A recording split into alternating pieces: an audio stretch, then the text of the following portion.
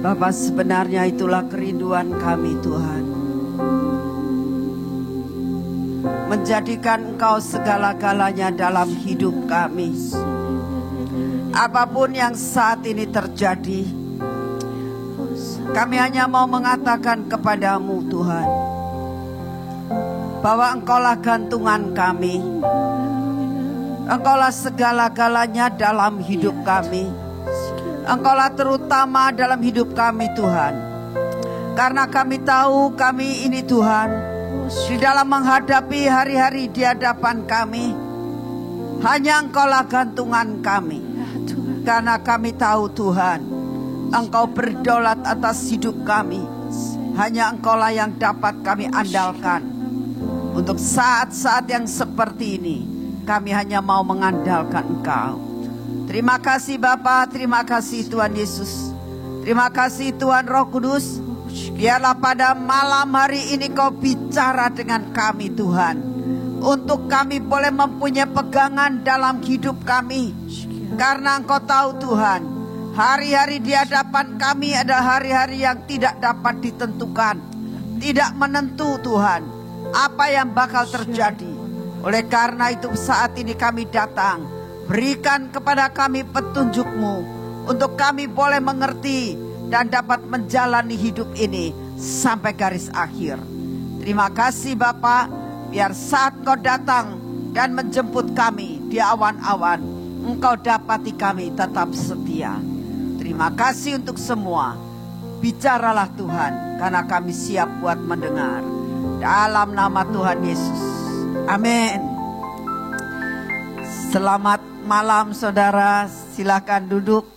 Hari ini, tahun ini baru sekali ini Pak ya saya datang. Saya tadi di jalan, oh iya ya, ini sudah bulan Oktober. Saya baru sekali mengunjungi saudara di tempat ini. Tapi tetap bersyukur karena masih tetap dalam 1 tahun saya bisa berkunjung di tempat ini. Saudara, hari-hari ini adalah hari-hari yang sangat panas, betul? Lalu apa yang terjadi kalau di Sion ya, di Cirebon ya, nggak tahu di sini. Anginnya itu keras banget. Di sini bagaimana ya? Anginnya keras banget dan luar biasa banget. Ini yang namanya pohon sampai ya menari-nari dapat dikatakan di Sion itu. Nah, saudara, dan banyak sekali yang saya melihat baliho-baliho itu pada runtuh, pada tumbang. Karena apa? Karena angin. Nah, saat saya melihat akan semuanya ini, saya mulai berpikir, Tuhan, ini keadaan sama seperti keadaan manusia saat-saat ini. Ya. Saat ini badai itu luar biasa, angin puting beliung itu luar biasa saat ini. Secara keadaan yang kita melihat bahwa keadaan baik keadaan ekonomi, baik keadaan kesehatan ya dapat dikatakan saat ini benar-benar ditempa sama badai, ditempa dengan angin puting beliung. Ya. Nah, tergantung kalau engkau punya fondasi yang kuat, kalau baliho itu ditanam dengan kekuatan yang luar biasa dan dia pada saat ditanam itu diberi sesuatu sehingga kalau angin itu bisa nerobos gitu, enggak kalau baliho itu biasanya suka ada lubang-lubangnya. Kalau lubangnya itu dibikin sedemikian rupa, itu angin apapun dia tidak akan roboh. Nah, demikian juga pohon.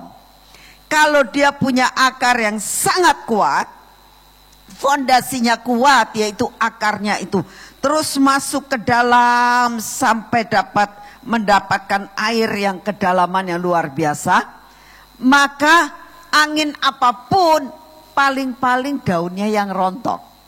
Ya, paling-paling daun yang rontok atau dahan-dahan yang tidak kuat itu yang putus, tapi dia tidak bakal roboh. Saudara, ini gambaran pada saat saya membayangkan, ya Tuhan, kok angin sampai seperti ini, tapi saya lihat banyak pohon yang tidak runtuh, yang tidak tumbang karena punya akar yang kuat. Nah, demikian juga dalam hal ini dalam kehidupan saudara. Saat-saat ini dibutuhkan yang dinamakan berakar sangat kuat, ya, supaya di dalam menghadapi akan apapun yang saat ini, saudara, saat ini itu tidak menentu, ya. Apa bakal terjadi itu tidak tahu kitanya. Apalagi kalau diprediksi November nanti mau ada wabah yang lain, yang katanya kalau saat ini COVID itu orang sudah takut, nanti akan terjadi sesuatu yang lebih membahayakan, lebih menakutkan. Saudara mau gantung sama siapa? Karena semuanya itu masih diprediksi tidak ada obatnya. Tapi satu perkara kita tahu, kalau saudara punya fondasi yang kuat, kita punya Tuhan yang melebihi dari semuanya. Amin. Kita hanya gantungnya sama Tuhan saja saat ini. Selama kita ketakutan, tambah perkara itu akan membuat kita tambah hancur, ya. Oleh karena itu hari ini kita akan belajar benar-benar bagaimana saat ini kita menjalani kehidupan kita hari demi hari. Saudara, belum lama ini, ya, kita sedang merayakan yang namanya P-Alif, ya. Kita merayakan 5781, ya. Kita tahu kita akan berjalan, saat ini kita sedang berjalan di dalam namanya tahun P-Alif. Nah, saya tidak membahas apa arti P-Alif karena sudah sering kali saudara mendengar, apalagi di YouTube sudah terlalu banyak, saudara sudah mendengar dan sudah mengikuti yang dinamakan Rosasana itu. Hari ini saya tidak membahas akan hal itu, tetapi yang akan saya bahas dan belajar bersama-sama dengan saudara adalah bagaimana kita menjalaninya, ya. Sebab banyak janji-janji yang diberikan dalam P-Alif, ya. Banyak perkara-perkara yang diterangkan mengenai masalah itu. Ini kan semuanya harus dijalani. Kita nggak bisa hanya sekedar teori, tapi kita harus menjalani, mau tidak mau, sepanjang tahun dari September 2020 sampai September 2021. Ini masa yang dinamakan kita harus menjalani yang dinamakan P-Alif. Nah, saudara, bagaimana, ya, kita harus mempersiapkan karena ini putaran terakhir, saudara. Ya, pada saat saya sedang masuk dalam pengasingan yang digunakan Tuhan berkali-kali ngomong, nah ini putaran terakhir. Sudah nggak ada lagi. Jadi ini benar-benar engkau harus dapat meraih segala sesuatunya karena waktunya sudah amat sangat singkat. Betul saudara, waktunya ini tidak lama lagi. Nah, jadi apa yang harus dilakukan? Kita jalani saja yang dinamakan berjalan dalam P-Alif. Saudara, apa yang harus dilakukan? Nah, ini untuk tahun-tahun dan hal-hal yang seperti ini, itu saya sudah sampaikan, yaitu yang dikatakan gini, kita harus membutuhkan dalam segala sesuatu memilih dengan ketepatan, ya, meresponi dengan tepat, dan kita harus minta full of wisdom. 3 perkara ini, saudara, saya sudah bahas secara global pada waktu putaran terakhir, pada waktu session keempat, pada saat kita masuk di dalam mata kapak yang keempat, ya. Saya berusaha pada sekarang ini untuk membukukan, jadi dibuat session 1, session 2, session 3, session 4 nih lagi dibukukan. Minggu depan itu launching, ya, sudah jadi. Dan saya berharap dan saya berdoa, ini sebetulnya buku 4 hal ini sebenarnya pedoman untuk masuk di dalam pengangkatan, saudara. Ya.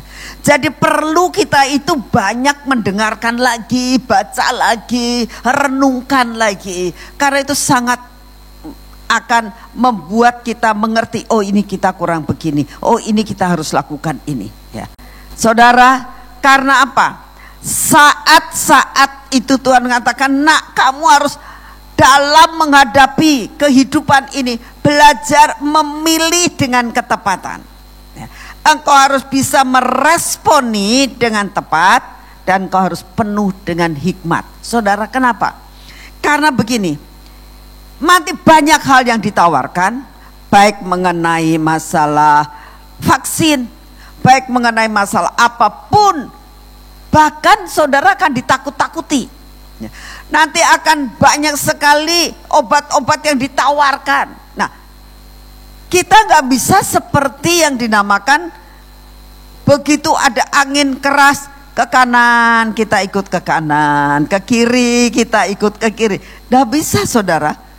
Kita harus dapat memilih dalam ketepatan di dalam saudara dan saya dihadapkan sesuatu. Kita nggak bisa ikut-ikutan. Kita nggak bisa ikut-ikutan. Oh, sekarang musimnya lagi apa ya? Trennya lagi apa? Lalu ikut-ikutan, saudara. Ya, nggak bisa. Kita harus mengambil suatu keputusan, memilih di dalam ketepatan. Nah, saudara, saat putaran terakhir dan session yang keempat itu dikatakan kita mendapatkan 3 pengurapan, betul ya? Nah, salah satunya adalah pengurapan Yehuda, dan dikatakan Yehuda sekalipun ya, Yehuda sekalipun dia bukan anak sulung. Yehuda adalah anaknya Yakub, betul kan ya? Tapi dia anak yang keempat. Dia bukan anak pertama. Tapi di dalam 1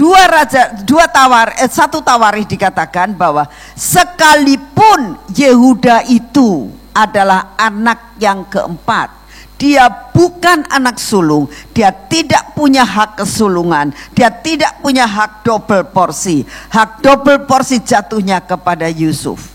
Tapi satu perkara dikatakan, dia adalah anak Yakub yang dikatakan yang terutama.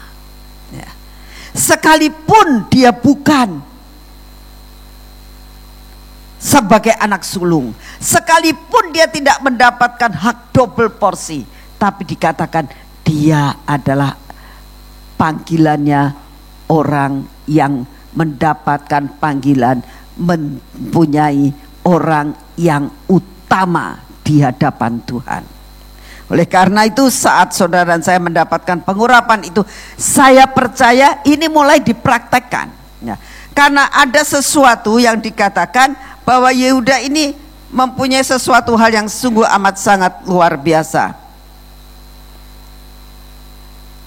ya. Yehuda ini dikatakan adalah anak keempat, tapi dia punya sesuatu hal yang luar biasa. Namanya ya, namanya Yehuda itu artinya odeh ya, bukan lodeh loh ya. Ya, namanya itu odeh. Menurut bahasa Ibrani, odeh itu adalah aku mau mengucapkan syukur kepada Tuhan ya. Ucapan syukurku selalu keluar dari mulutku. Saudara, sebenarnya ya, kalau di dalam menghadapi apapun kita itu bersyukur, itu ngurangi stres. Sungguh. Contoh misalnya, kita menghadapi apa-apa ya, aduh Tuhan terima kasih, masih ada yang baik. Nah, setiap kali kita menghadapi sesuatu, kita jangan lihat jeleknya, tapi ngelihat di samping kejelekan itu pasti ada sesuatu hal yang baik. Nah, saat kita melihat akan yang baik, sekalipun itu hanya 1%, tapi kalau keluar pengucapan syukur kita kepada Tuhan, itu mengurangi stres, saudara.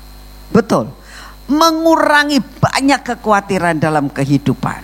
Nah, misalnya contoh, saudara, begitu saudara bangun tidur ya, lalu kan saudara dihadapkan suatu, terus aduh aku hari ini buka cek belum ada dananya, misalnya salah satu contoh, itu kan bikin drop kan, bikin khawatir kan.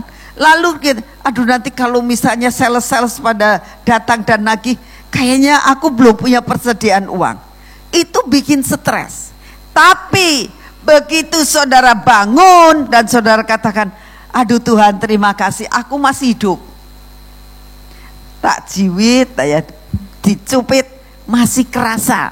Berarti itu aku masih hidup. Di mana ada kehidupan, Tuhan pasti buka jalan.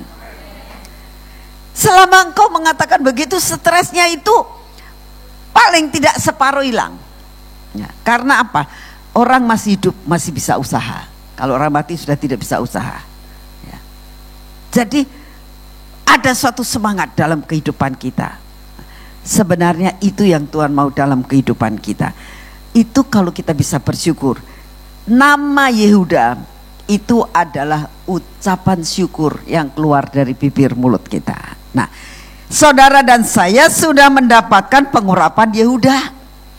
Jadi itu teori, prakteknya belajar, mulai belajar saat ini dalam menghadapi ketidakpenentuan dalam kehidupan.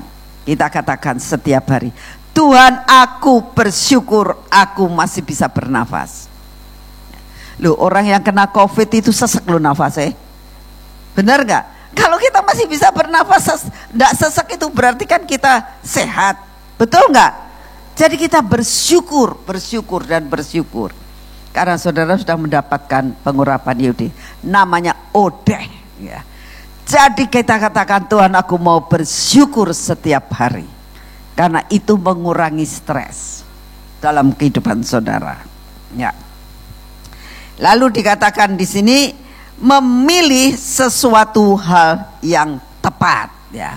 Belajar hari-hari ini kita harus belajar memilih sesuatu yang tepat. Karena apa? Dikatakan begini. Yehuda itu punya berkat. Nah, berkat Yehuda ini diberikan kepada saudara dan saya. Sekalipun saudara mengatakan aku ini bukan ahli warisnya, sekalipun secara badan tubuh saudara bukan warisan, tapi Tuhan janjikan berkat Yehuda jatuh buat saudara dan saya. Amin. Ini dipercaya dulu. Aku dapat berkat Yehuda. Nah, sekarang kita akan belajar berkat Yehuda itu yang mana. Kita baca dalam Kejadian 49 ayat 8. Dikatakan begini, Yehuda, engkau akan dipuji oleh saudara-saudaramu. Kejadian 49 ayat 8. Tanganmu akan menekan tengkuk musuhmu. Kepadamu akan sujud anak-anak ayahmu. Nah, saudara, ada hal-hal, poin-poin yang kita belajar di sini. Dikatakan Yehuda akan dipuji oleh saudara-saudaranya. Saudara katakan, Tuhan aku dapat berkat Yehuda. Berarti aku mendapatkan berkat bakal dipuji oleh saudara-saudaraku. Orang kalau dipuji itu punya level yang lebih tinggi enggak? Ya. Jadi saudara kata Tuhan, aku bersyukur aku punya level yang lebih tinggi.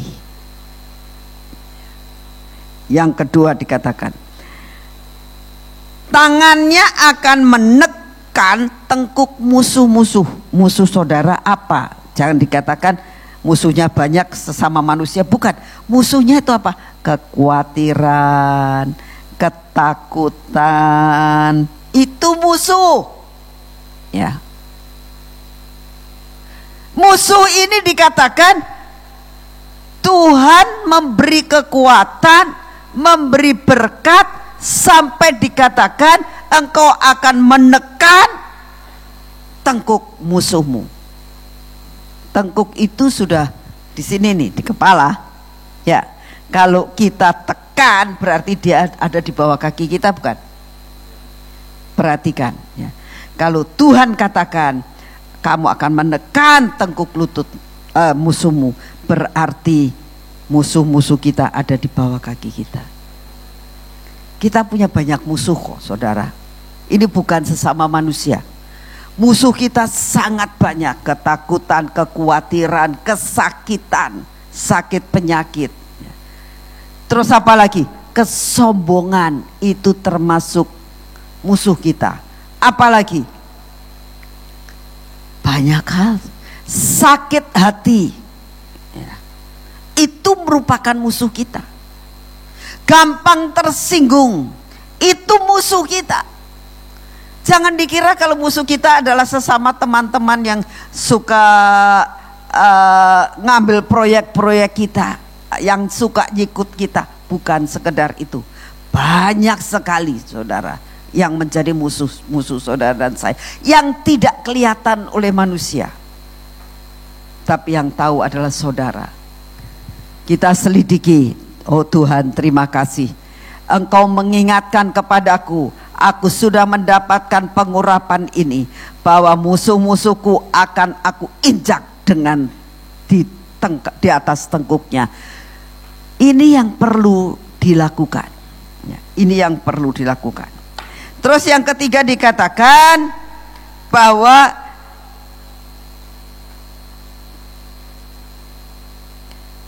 poin yang ketiga dikatakan bahwa poin yang ketiga itu mendapatkan wisdom, full of wisdom, membutuhkan hikmat saat-saat ini.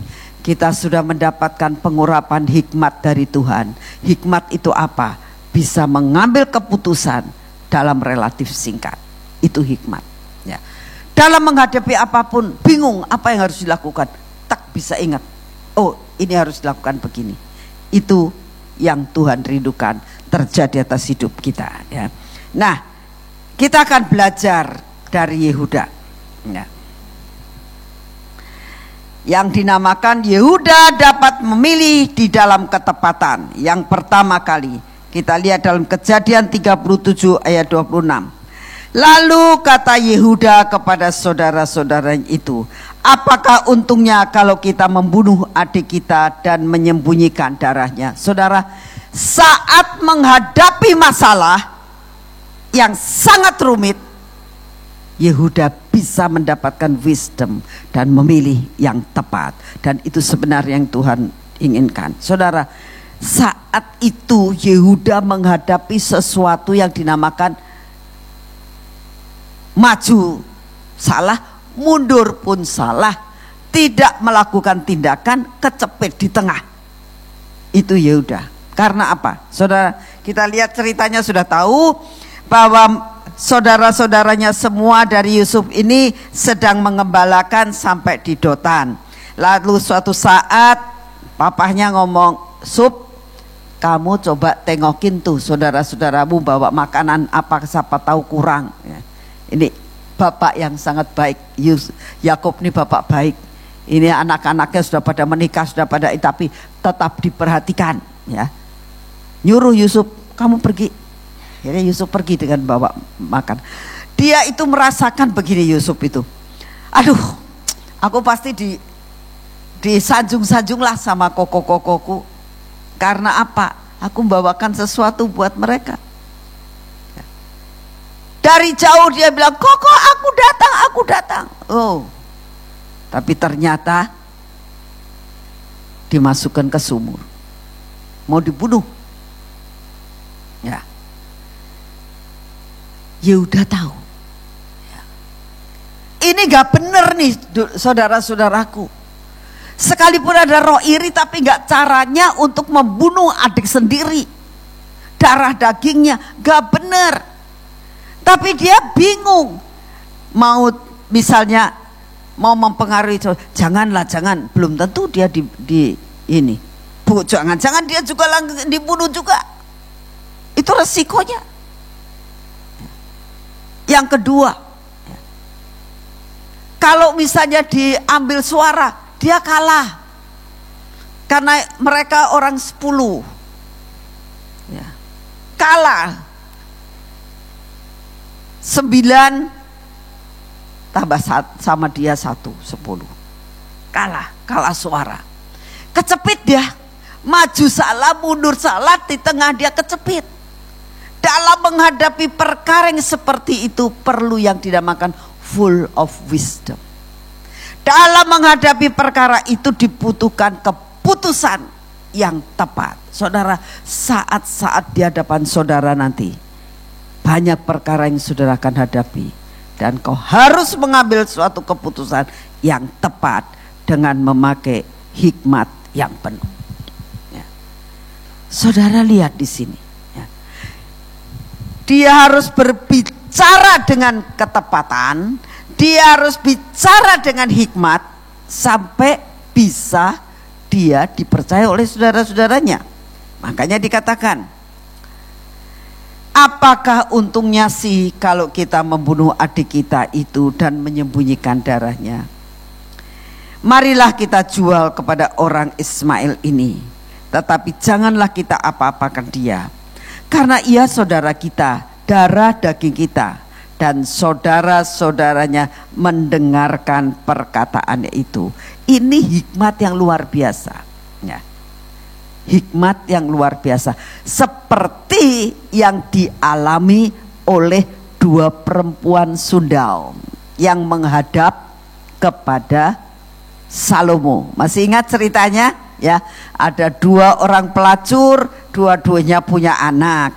Yang satu anaknya mati, anaknya yang hidup ini diambil. Lalu keputusan raja adalah belah jadi dua. Hati seorang ibu mengatakan, daripada anakku mati, bisa tak kasihkan aja, biar dipelihara oleh ibu yang sebenarnya jahat ini. Loh, ibunya jahat loh, ya. Wis, biarlah, aku rela, daripada anakku mati. Lebih baik aku serahkan. Ini keputusan yang penuh dengan hikmat dan keputusan yang tepat. Karena dengan dia mengatakan begitu, Salomo mengatakan, oh ini mamanya nih, terus kasihkan. Justru dia akhirnya mendapatkan anaknya kembali. Hikmat yang berasal dari Tuhan, ya, keputusan yang benar-benar berasal dari Tuhan, itu akan mendatangkan dampak yang luar biasa. Dan ini hari-hari di hadapanmu, kau akan menghadapi hal yang seperti ini. Kau dihadapi dilema. Dilema ini gimana? Mau A atau mau B? Saya mau jalan ke sini atau mau jalan ke sini? Dan putusan ini cepat. Ini namanya Yusuf sudah nangis terus di sumur, teriak-teriak, kakak ampunilah aku kalau jahat ya ampuni, aku kalau salah diampuni, tolong aku, nangis terus. Coba bayangkan saudara, ini 9 saudaranya sih gak pernah dengerin itu. Hatinya Yehuda sangat sedih. Ruben pun juga merasakan seperti itu. Nah, lalu keputusan Yehuda mengatakan, wislah, untuk menghibur saudara-saudaranya, biar dia dapat duit, dijual saja, dapat duitnya dibagi-bagi, lumayan. Daripada dibunuh kan dia nggak dapat duit apa-apa, lumayan kan kalau dijual. Tapi Yehuda merasakan, dengan dijual ya sudahlah, tapi tetap adikku hidup daripada adikku mati. Saudara, ini keputusan yang penuh dengan wisdom, full of wisdom. Dan dia katakan mengambil keputusan yang tepat. Saudara, ini perlu yang dinamakan Roh Kudus. Zaman sekarang kita perlu yang namanya Roh Kudus. Dalam tindakan apapun yang kau hadapi, minta pertolongan Roh Kudus. Minta pertolongan Roh Kudus. Kemanapun saudara pergi, apapun yang saudara lakukan, minta pertolongan Roh Kudus. Bukakan jalan Tuhan. Bukakan jalan Tuhan. Bukakan jalan Tuhan. Dan saya yakin Tuhan akan buat jalan buat saudara. Amin. Ya. Ini hal yang pertama dalam menghadapi masa ke depan, memilih dalam ketepatan. Ya. Dikatakan seperti itu. Hal yang kedua, kita belajar juga, Yehuda itu mempunyai roh keberanian, ya, dan berani mempertaruhkan nyawanya. Saat ini Tuhan katakan, engkau semua sudah mendapatkan pengurapan Yehuda. Tuhan merindukan saudara punya roh keberanian ilahi. Jangan keberanian yang nekat, ya. Keberanian ilahi itu keberanian yang mempunyai ketekatan yang luar biasa, berani bayar harga, berani mempertaruhkan segala sesuatu. Berapa banyak saudara saat roh keberanian itu dikatakan ada seorang yang akan dibunuh, ya, dikatakan, kalau engkau tidak mau menyangkal Tuhan, ya, anakmu tak bunuh. Dulunya mamahnya, istrinya yang mau dibunuh, ya. Tapi istri yang ngomong, jangan sangkal Tuhanmu. Biar aku mati, jangan sangkal Tuhanmu. Nanti kita itu cuma sekedar aku pindah, nanti bakal ketemu. Kalau kau sangkal Tuhan, engkau tidak akan ketemu saya. Saudara, itu berat buat seorang suami, ya. Tapi istrinya mengatakan jangan sangkal Tuhan. Tidak apa-apa. Dia katakan, aku tetap ikut Tuhan. Pilihannya mati di depannya dia, istrinya mati, ya.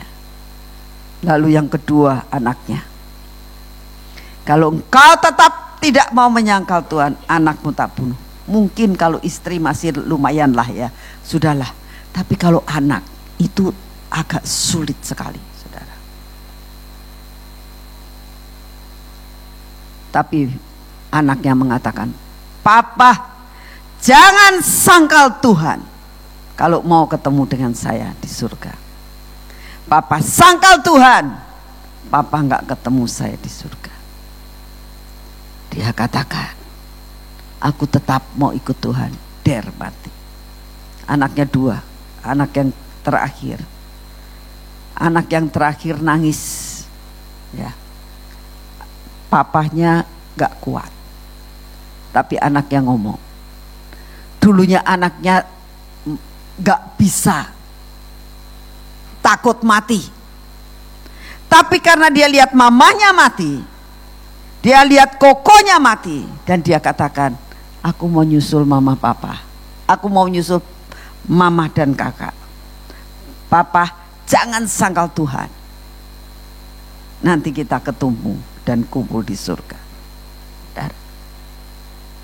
Akhirnya dia tidak menyangka, berani mempertaruhkan. Dan inilah yang dikatakan Tuhan sangat merindukan, ya, saudara dan saya dalam menjalani 1 tahun P-Alif ini. Sudah diberikan roh keberanian seperti singa Yehuda, ya. Berani dengan hikmat menjalani segala sesuatu. Percaya, kita hidup di dalam dunia ini cuma sebentar, tapi kita hidup di surga selama-lamanya.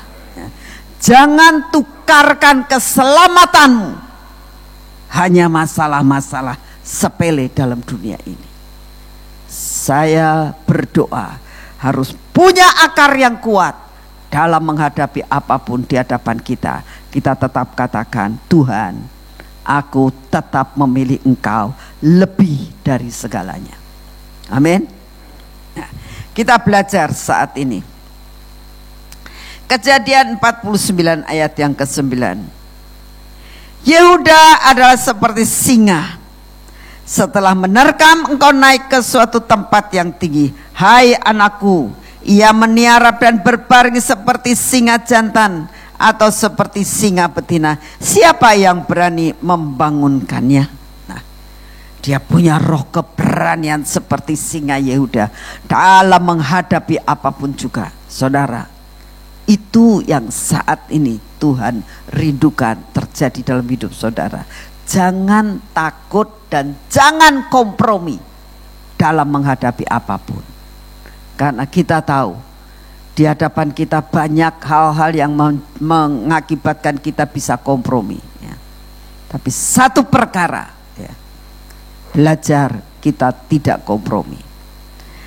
Pada saat saya masih jadi notaris, ada seorang ibu, ya, dia Kristen.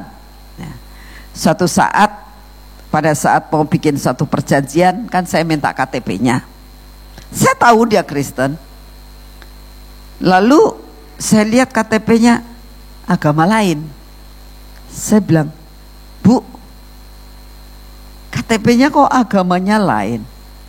Gak apa-apa lah Bu Nani, itu kan sekedar cuman KTP, yang penting kan hatinya saya, katanya gitu. Kalau hatinya ibu, hati saya tetap Kristen. Oh ya. Terus kenapa KTP-nya kok seperti ini? Ya kalau nggak begini aku nggak dapat proyek Bu.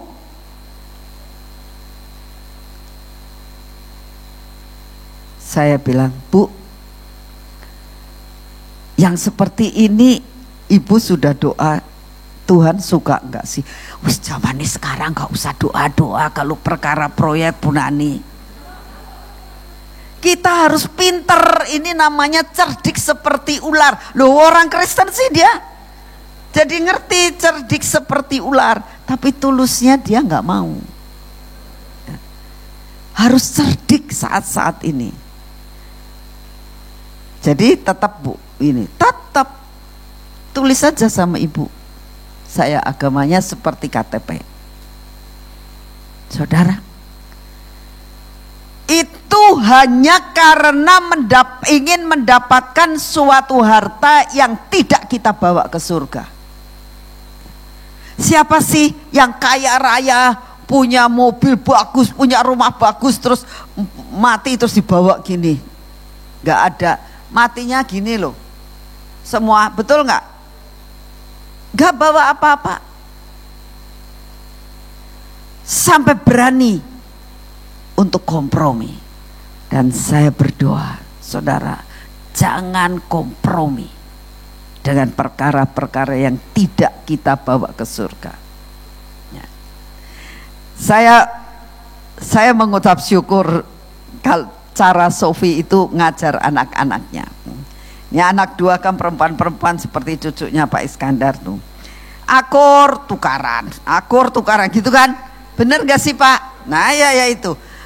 Sekali akur tapi nanti kalau udah bertengkar gitu. Nah, suatu saat saking bertengkar ya, Cici yang salah, kamu yang salah dulu. Wah, wis mulai gitu. Terus gini, mamahnya ngomong gini, nih, kamu kalau rebutan begini, mama mau tanya, itu dibawa ke surga enggak? Enggak. Siapa yang mau diangkat di awan-awan nanti? Saya ini, kamu diangkat di awan-awan, ditinggal yang begitu. Dia melongo. Perlu enggak kayak gitu? Enggak perlu mah. Ayo baikan. Jadi mereka baikan lagi, saudara. Ya. Saya bilang, saya lihat itu cara dia ngomong, ya baik juga sih. Anak-anak kecil sudah diajar, nanti bakalnya harus ketemu Tuhan di awan-awan, gak bawa apa-apa, gak perlu rebutan. Nah saudara, nah belajar kita untuk mengerti bahwa jangan kompromi dengan perkara-perkara seperti itu. Dikatakan dia seperti singa Yehuda. Nah, kita teruskan. Katakan, buktinya apa? Yuk kita baca dalam Kejadian 44 ayat yang ke-16. Sesudah itu berkatalah Yehuda, apakah yang akan kami katakan kepada tuanku? Apakah yang akan kami jawab? Dan dengan apakah kami akan membenarkan diri kami? Allah telah memperlihatkan kesalahan hamba-hambamu ini. Maka kami ini budak tuanku lah. Kami, baik kami maupun orang-orang pada siapa kedapatan piala itu. Saudara tahu kan, sudah ceritanya kan? Dan pada saat itu dikatakan bahwa direka-reka ini sama Yusuf. pialanya ditaruh di karungnya Benyamin kan. Akhirnya mereka balik lagi semuanya. Sudah ada bukti.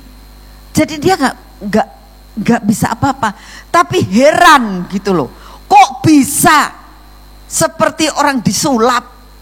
Wong sayanya sudah bayar semuanya, dan Yusuf juga tahu pembayarannya, orangnya semua. Dan Yusuf ini dipikirnya dia, saya beli bukan di istana, pasti di gudang yang lain. Untuk ngambil gandum itu tidak di istananya Yusuf, di gudang yang lain. Mereka dibawa ke gudang yang lain dan mereka ditimbang semuanya, mereka dimasukkan semuanya di tempatnya keledai masing-masing. Kok bisa gitu?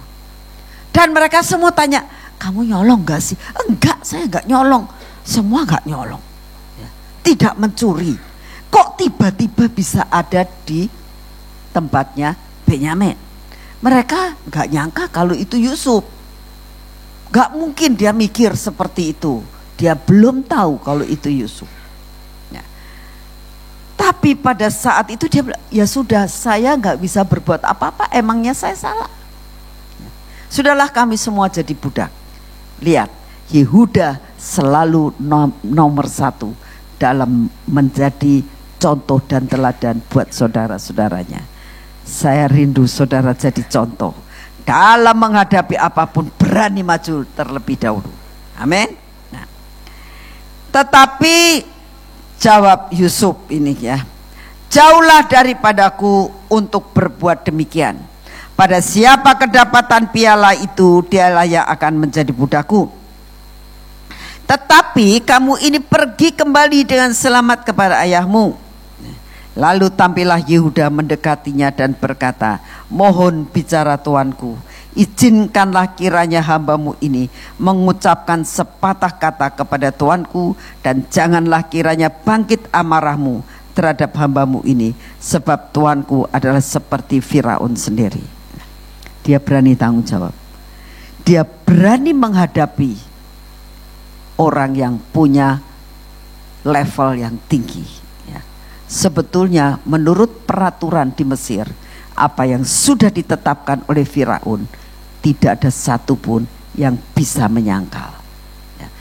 Kamu sekalipun kamu itu benar, kalau Firaun mengatakan salah, tetap dihukum. Itu keputusan. Saudara tahu, itulah yang namanya peraturan. Saudara ingat akan kebun anggur Nabot yang diambil oleh Ahab, lalu apa? Putusan, dia salah, dia salah, dia salah. Akhirnya Nabot tidak salah apa-apa. Dia menghujat Tuhan dan menghujat Allah dan menghujat raja, langsung dilempari sampai mati. Dia nggak salah kok. Itu kan hak. Aku mau tak jual atau tidak. Di situ dikatakan dia melawan raja. Keputusannya mati, dilempari batu. Saudara, kalau kita lihat di sini, sebetulnya sudah tidak ada jalan lagi. Benyamin mau tidak mau harus jadi budak, karena keputusannya, aku tidak mau yang ada pialanya itu yang jadi budakku. Itu keputusan, sudah gak bisa diganggu-gugat. Tapi saudara tahu, orang yang berani mempertanggungjawabkan dalam kebenaran, Tuhan selalu buka jalan. Amin. Jangan takut dalam menghadapi apapun, saudara. Saya pernah mengalami hal yang seperti itu. Sampai teman saya mengatakan, Cik, wislah ngalah baik. Saya nggak mau ngalah, saya bilang. Soalnya pernah begini, saudara. Saya itu dapat panggil, waktu jadi notaris ya, saya itu dapat panggilan sebagai saksi di kejaksaan ya. Jadi gini, ada suatu masalah antara dua orang ya. Akhirnya si orang ini mendapat dituduh kriminal. Nah, lalu dia itu diintegrasi di kejaksaan. Saya diharuskan menjadi saksi. Benar enggak sih masalah ini? Begitu. Karena ada sangkut pautnya dengan notaris. Jadi saya mau dijadikan saksi untuk memberi keterangan dua orang ini benar enggak. Jadi notaris yang harus jadi saksi. Saudara, saat itu panggilan pertama saya tuh nggak terima. Saya nggak terima panggilan dari kejaksaan. Jadi kan saya nggak datang. Panggilan yang kedua saya itu tidak terima juga. Jadi saya kan tidak tahu. Terus ada panggilan ketiga. Nah, kok sudah panggilan ketiga ya? Saya datang. Saya datang ke dalam panggilan ketiga, saya dimarah-marahin luar biasa sama jaksa. Dia ngomong, "Ibu tahu tidak? Kalau sampai dengan panggilan ketiga ini tidak datang, andai kata tidak datang, ibu tak jadikan tertuduh." Saya marah, saudara. Pak, salah saya di mana? Karena ibu tidak memenuhi panggilan. Saya tidak terima panggilan itu. Tapi panggilan sudah diberikan. Ya saya nggak terima. Tapi panggilan diberikan, jadi dia ngotot panggilan diberikan, saya ngotot, saya tidak terima. Itu ribut, saudara, di sidang. Saya bilang saya tetap tidak mau mengatakan bahwa saya terima. Saya tidak terima. Tapi itu sudah diberikan, ya saya nggak tahu diberikannya kepada siapa. Jadi ribut, saudara. Selesaikan, akhirnya dia nggak bisa berbuat apa-apa terhadap saya. Tapi dia itu kenal dengan teman saya, teman baik saya. Lalu teman baik saya ngomong, "Itu Ibu Nani keras kepala," katanya gitu. Orang di sidang berani bantah-bantah. Dia ngomong, "Cik, nggak mau," saya bilang. Saya nggak mau. Nanti panjang ya biar. Saya pengen tahu panjangnya sampai di mana. "Aduh Cik, jangan keras-keras sih Cik. Kita ngadepinya orang pemerintah, ya biar orang pemerintah," saya bilang. Pokoknya saya tidak mau mengaku kalau saya terima. Memang saya tidak terima. Kalau saya terima, saya ngaku terima. Kalau saya salah, saya ngaku salah. Saya baru terimanya cuman panggilan ketiga kok. Keras kepala saya, saudara. Terus akhirnya terpaksa teman saya ini deketin jaksanya, dikasih duit sama dia. Karena dia bilang, "Aduh, saya udah nggak bisa ngomong sama Cik Nani. Apalagi Cik Nani suruh keluar duit, gak bakal mau." Jadi teman baik saya ini di luarnya tahu saya, dia ngasih uang 5 juta ke jaksanya. "Wis lah Pak, dia itu sahabat baik saya. Ya saya nggak tahu. Tapi dia tetap ngomong nggak terima. Mungkin Pak, wah ini teman saya ngomong mungkin Pak, itu nggak tahu karyawan Bapak sing salah itu." Kan kalau udah panggilan itu kan ada tanda tangannya. Nah, tanda terimanya ini nggak ada. Bu Nani nggak tanda tangan Pak. Udahlah Pak, sabar apa-apa sampai diomong-omong karena dikasih uang, jadi diem dianya. Udah diem. Terus saya nggak dipanggil, saya bilang, "Saya kok nggak dipanggil lagi ya?" "Ya aku sih ngurusin," katanya gitu. "Oh ya, kamsiaya," gitu.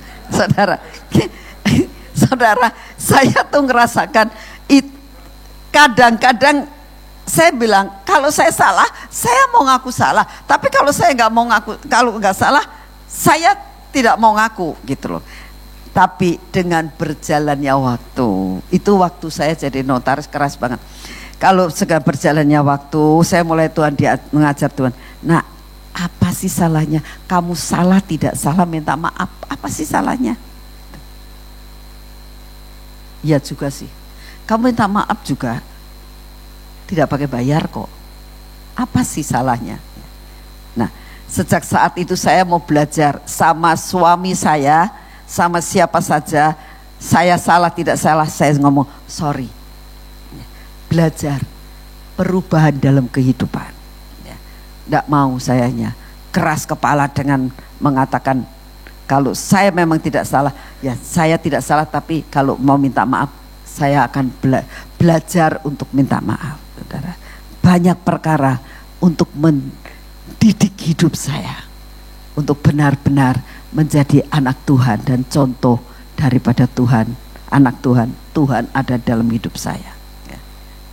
Keberanian, ya, tapi harus keberanian yang ilahi. Nah, Yehuda ini keberanian ilahi. Keberaniannya saya kemarin ini keberanian keras kepala, saudara. Ya. Saya tuh kalau lihat orang-orang yang bocengli itu, ya, saya gak bisa terima sayanya. Tapi sekarang banyak Tuhan rubah hidup saya. Saya bilang, Tuhan, beri aku ngerti orang lain. Yang bocengli sih tak maafin saja. Belajar lepaskan pengampunan di dalam segala perkara. Karena saya tahu takut tidak diangkat kalau Tuhan datang. Ya. Harus belajar lepaskan semuanya. Yang keras-keras kepala lepaskan semuanya. Nah, kita lihat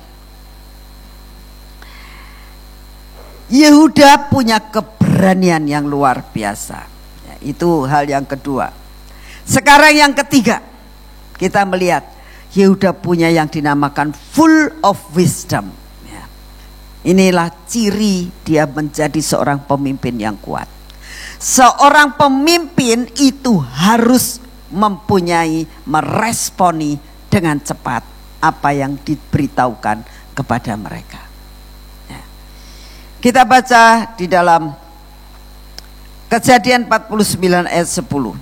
Tongkat kerajaan tidak akan beranjak daripada Yehuda, ataupun lambang pemerintahan dari antara kakinya, sampai ia datang dan berhak atasnya, maka kepadanya akan takluk bangsa-bangsa. Saudara, kita melihat dari keturunan Yehuda semua jadi raja. Awal pertama kali adalah Daud. Keturunan Daud sampai seluruhnya selalu dia menjadi raja. Karena apa? Karena dia dikatakan tongkat kerajaan tidak beranjak daripadanya. Saudara dan saya mendapatkan pengurapan ini.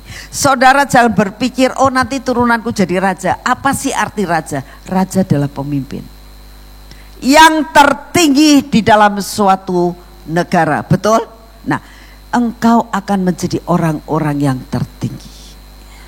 Engkau ada orang-orang yang bisa dihormati, ya. Orang yang mempunyai kedudukan yang lebih. Dan saya yakin ini akan menjadi milik saudara dan saya. Nah, asalkan apa? Punya full of wisdom. Minta yang dinamakan full of wisdom. Kita baca dalam Kejadian 44 ayat 32. Tetapi hambamu ini telah menanggung anak itu terhadap ayahku dengan perkataan, jika aku tidak membawanya kembali kepada Bapa, maka akulah yang berdosa kepada Bapa untuk selama-lamanya. Oleh sebab itu, baiklah hambamu ini tinggal menjadi budak tuanku, menggantikan anak itu, dan biarlah anak itu pulang bersama-sama dengan saudara-saudaranya. Sebab masakan aku pulang kepada ayahku apabila anak itu tidak bersama-sama dengan aku tidak akan sanggup melihat nasib celaka yang akan menimpa ayahku. Saudara, dia berani pasang badan namanya. Seorang pemimpin harus berani maju di depan. Kalau ada yang salah, kita katakan pemimpin itu tetap ada salahnya. Kalau anak buah salah, pemimpin itu pasti ada salahnya. Jadi belajar, saudara, kita harus berani pasang badan. Artinya apa? Kalau mau menjadi orang yang terutama, belajar tanggung jawab di dalam menghadapi apapun. Saya berdoa, saudara, ini yang Tuhan berikan. Dalam putaran terakhir, dalam usaha, dalam pelayanan, menjadi seorang pemimpin harus berani bayar harga, berani maju di depan, berani bertanggung jawab, dan berani yang namanya menggantikan kedudukan. Ya. Sudahlah, aku yang salah. Yehuda mengatakan, akulah yang salah. Kalau mau menjadi seorang suami yang benar-benar menjadi contoh dan teladan, menjadi seorang pemimpin, salah tidak salah, ngaku salah aja, gak apa-apa. Ya. Pasti Tuhan akan buat jalan. Kalau kita melihat akan ujung-ujungnya dari pernyataan Yehuda ini, apa yang terjadi? Yusuf memproklamirkan dirinya, aku adikmu, aku adalah Yusuf. Ya. Semua terbuka. Selubung yang berhari-hari, berbulan-bulan, bertahun-tahun, 13 tahun. Misteri ini akhirnya terbuka. Hanya karena apa? Keberanian Yehuda sebagai seorang pemimpin. Saudara, saudara tahu, misteri yang ada dalam hidupmu, apapun misterinya, akan terbuka jika kau menjadi seorang pemimpin yang full of wisdom. Ya.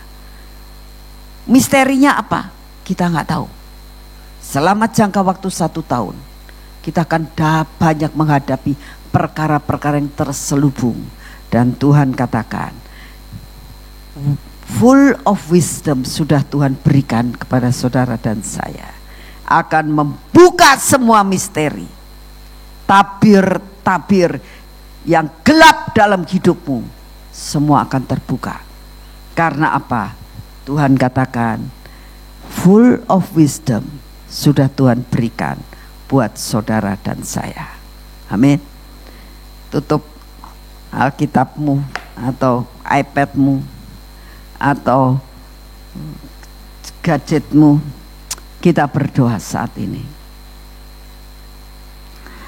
Bapa, kami mengucap syukur untuk firman-Mu pada malam hari ini ya Tuhan.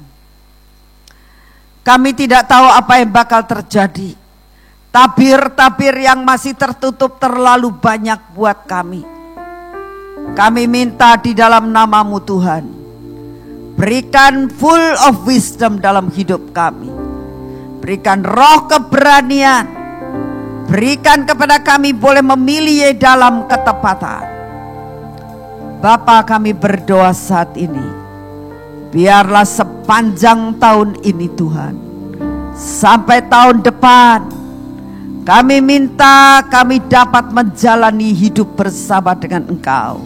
Dan pengurapan Yehuda ini menjadi milik kami. Kami percaya Kau meteraikan semuanya dalam hati kami. Tidak akan terlepas begitu saja. Dan kami percaya anugerah-Mu besar buat kami. Dalam nama Tuhan Yesus, termeterai jadi. Amin. Tuhan memberkati saudara semuanya.